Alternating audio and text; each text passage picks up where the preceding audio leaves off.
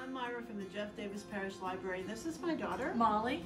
And we are going to make homemade chocolate frosting. You ready to begin? Let's go. 1 stick of butter, 2/3 cups of cocoa, 3 cups of powdered sugar, 1/3 cup of milk, and 1 teaspoon of vanilla. Then you're gonna put all those ingredients in your mixing bowl. First, your butter. I like to put the butter first. Make sure to get it on. I start whipping it a bit, soften it up. It is a room temperature soft butter. You're going to start alternating your ingredients. A little bit of cocoa.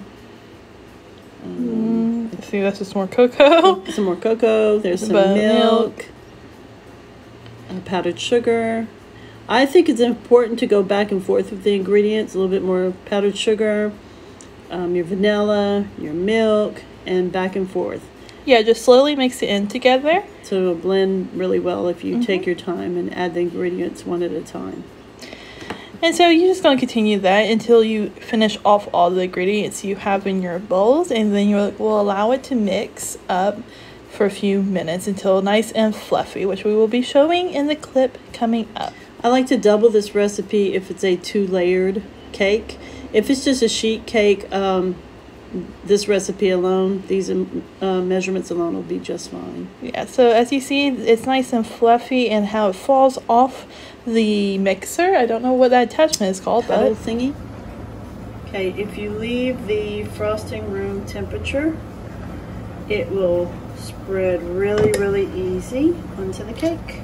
Yep. And so that's that. It also helps to put the cake in the freezer. Yes. So it doesn't come up with icing. I know that happens. That it doesn't crumble up, and look how smooth it goes on. So yeah, so you just want to smoothly put the icing on. And once you're done with that, you can eat it.